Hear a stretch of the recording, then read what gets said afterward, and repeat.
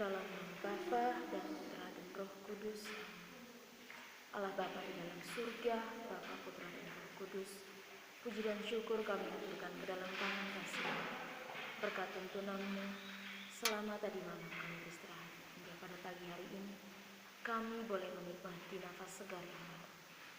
Allah Bapa dalam surga, tuntunlah kami selama perjalanan kami hari ini, selama kegiatan kami, segala niat usaha dan kerja keras kami hari ini. Engkau tuntun, Engkau bimbing, lindungi kami ya Bapa.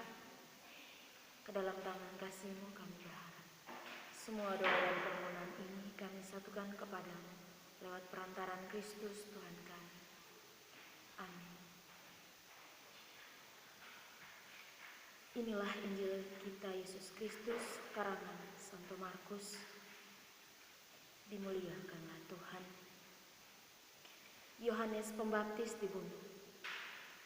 Raja Herodes juga mendengar tentang Yesus, sebab namanya sudah terkenal, dan orang mengatakan, Yohanes Pembaptis sudah bangkit dari antara orang mati. Dan itulah sebabnya kuasa-kuasa itu bekerja di dalam dia. Yang lain mengatakan, dia itu Elia. Yang lain lagi mengatakan, dia itu seorang nabi, sama seperti nabi-nabi yang dahulu. Waktu Herodes mendengar hal itu, ia berkata, bukan dia itu Yohanes yang sudah kupenggal kepalanya, dan ia yang bangkit lagi. Sebab memang Herodeslah yang menyuruh orang menangkap Yohanes dan membelenggunya di penjara berhubung dengan peristiwa Herodias, istri Filipus saudaranya, karena Herodes telah mengambilnya sebagai istri. Karena Yohanes pernah menegur Herodes, tidak halal engkau mengambil istri saudaramu sendiri. Karena itu, Herodias menaruh dendam pada Yohanes dan bermaksud untuk membunuh dia. Tetapi tidak dapat, sebab Herodes segan akan Yohanes, karena ia tahu bahwa Yohanes adalah orang yang benar dan suci, jadi ia melindunginya. Tetapi apabila ia mendengarkan Yohanes, hatinya selalu terombang-ambing, namun ia merasa senang juga mendengarkan dia. Akhirnya tiba juga kesempatan yang baik bagi Herodias, ketika Herodes pada hari ulang tahunnya mengadakan perjamuan untuk pembesar-pembesarnya, perwira-perwiranya, dan orang-orang terkemuka di Galilea. Pada waktu itu anak perempuan Herodias tampil lalu menari, dan ia menyukakan hati Herodes dan tamu-tamunya. Raja berkata kepada gadis itu, minta daripadaku apa saja yang kau ingini, maka akan kuberikan kepadamu. Lalu bersumpah kepadanya, apa saja yang kuminta akan kau berikan kepadamu. Sekalipun setengah dari kerajaanku. Anak itu pergi dan menanyakan ibunya, apa yang harus kuminta? Jawabnya, kepala Yohanes Pembaptis. Maka cepat-cepat ia pergi kepada raja dan meminta, aku mau supaya sekarang juga engkau berikan kepadaku kepala Yohanes Pembaptis di sebuah talam. Lalu sangat sedih hati raja, tetapi karena sumpahnya dan karena tamu-tamunya, ia tidak mau menolaknya. Raja segera pergi menyuruh seorang pengawal dengan perintah supaya mengambil kepala Yohanes. Orang itu pergi dan memenggal kepala Yohanes di penjara. Ia membawa kepala itu di sebuah talam dan memberikannya kepada gadis itu, dan gadis itu memberikannya pula kepada ibunya. Ketika murid-murid Yohanes mendengar hal itu, mereka datang dan mengambil mayatnya, lalu membaringkannya dalam kuburan. Demikianlah Injil Tuhan, terpujilah Kristus. Saudara-saudari yang terkasih dalam Kristus, pada pagi hari ini saya membawakan sebuah renungan singkat dengan judul Dendam dan Kesenangan Diri yang Menghanyutkan Orang Lain.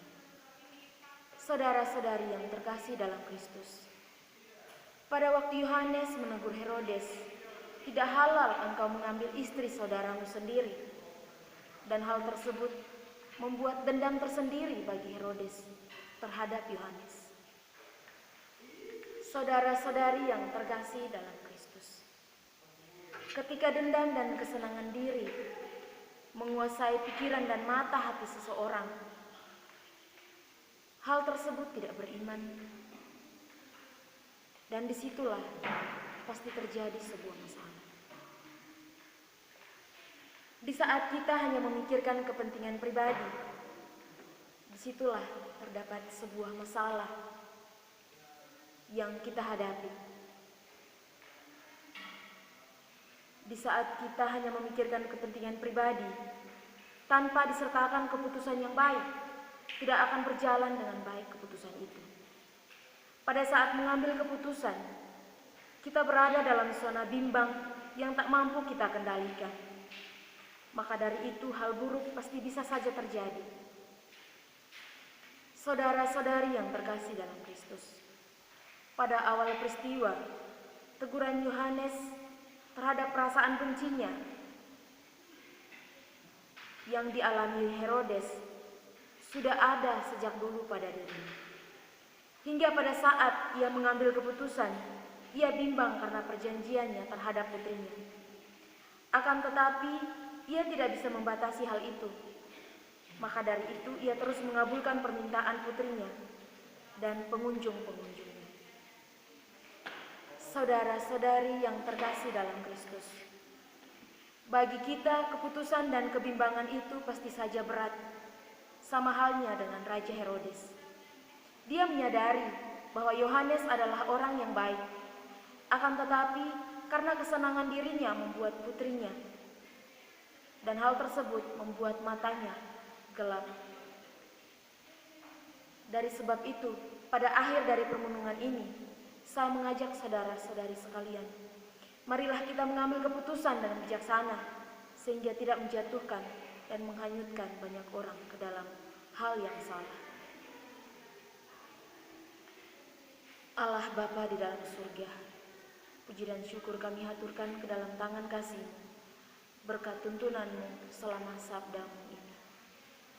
Semoga melalui sabda dan firman-Mu yang telah kami baca dan kami renungkan ini, membuat makna tersendiri dalam hidup kami dan bisa kami kembangkan dalam lingkungan kami dan sesama kami. Ke dalam tangan kasih-Mu ya Bapa kami berharap. Semua doa dan permohonan ini kami satukan kepadamu lewat perantaraan Kristus Tuhan kami. Amin. Dalam nama Bapa dan Putra dan Roh Kudus.